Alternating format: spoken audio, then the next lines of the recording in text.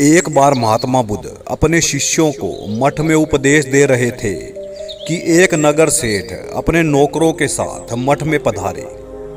महात्मा बुद्ध अपने शिष्यों को आकर्षण का नियम बता रहे थे कि मनुष्य जैसा सोचता है धीरे धीरे वैसा ही करने लगता है, वैसा ही बन जाता है। तभी नगर सेठ महात्मा बुद्ध से बोला, महात्मा, मैं आज आपके सामने 15 नौकर लेकर आया हूँ। इनमें से एक नौकर ने मेरी बड़ी चोरी की है, मेरा बड़ा नुकसान हुआ है। अन्यथा मैं आपके पास इस समस्या के निवारण के लिए बिल्कुल नहीं आता कि चोरी किसने की है। चोरी तो इन 15 आदमियों में से एक ने की है, क्योंकि चोरी दिन दहाड़े हुई है, रात को नहीं। कोई भी बाहर का आदमी उस समय हवेली में नहीं आया।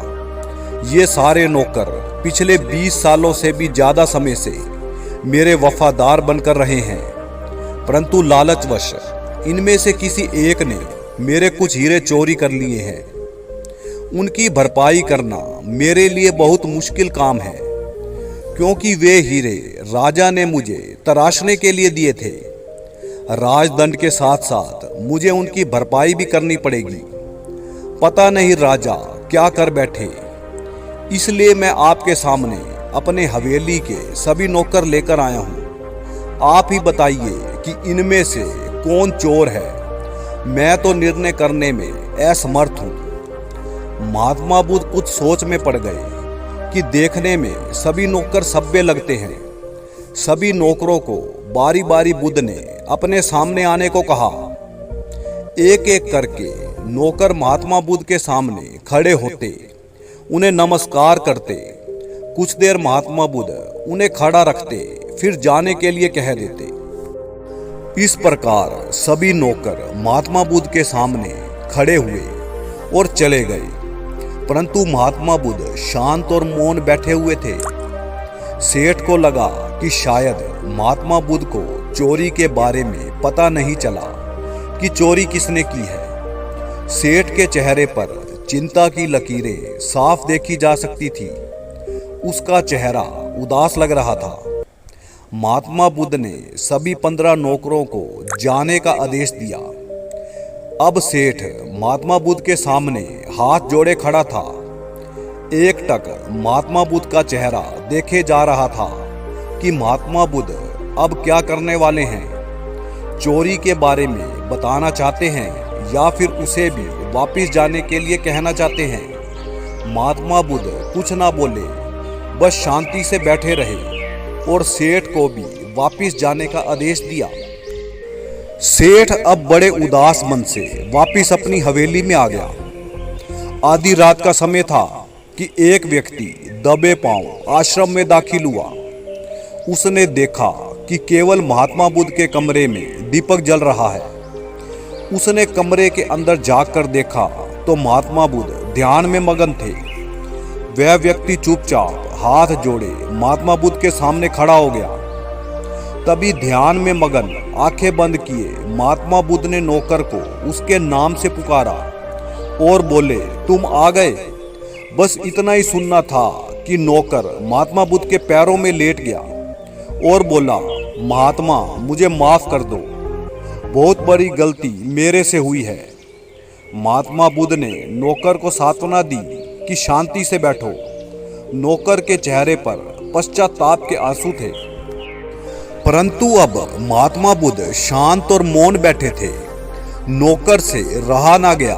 वह बोला, महात्मा, आज दिन में जब मैं आपके सामने उपस्थित हुआ था तब आपने मुझ चोर को पहचान लिया था, फिर भी मुख से कुछ नहीं बोले।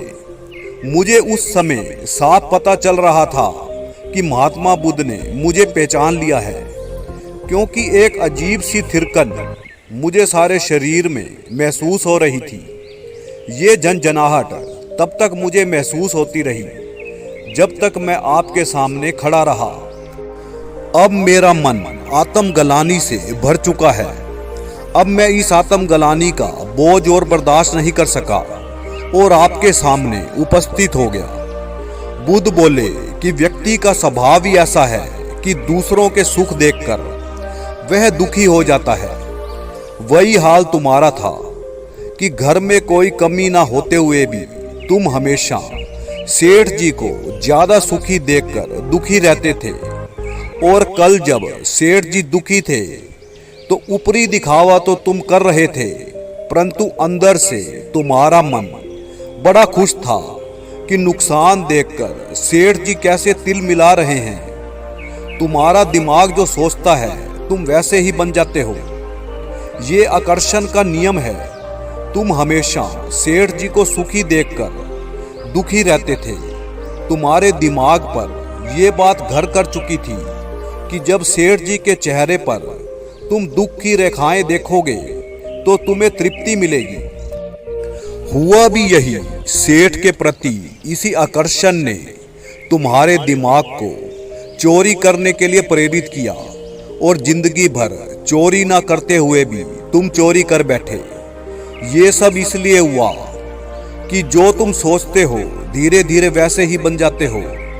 अगर तुम सेठ जी के बारे में ये सोचते कि सेठ जी अगर ज्यादा सुखी होंगे तो हमारा मेहनताना भी बढ़ेगा और हमारा परिवार सुखी रहेगा, परंतु तुमने तो सेठ के प्रति नकारात्मक सोचा, जिसका परिणाम आत्मग्लानि से भरे आज तुम मेरे सामने बैठे हो।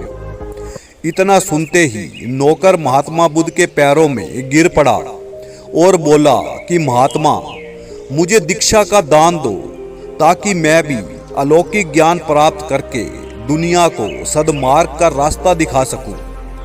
इतना कहकर नौकर धीरे धीरे चलते हुए आश्रम के दूसरे भिक्षुकों के साथ जा बैठा। बुद्ध शांत और सौम्य चेहरे के साथ उसे निहार रहे थे। आपको ये कहानी कैसी लगी कमेंट में लिखकर जरूर बताएं। धन्यवाद।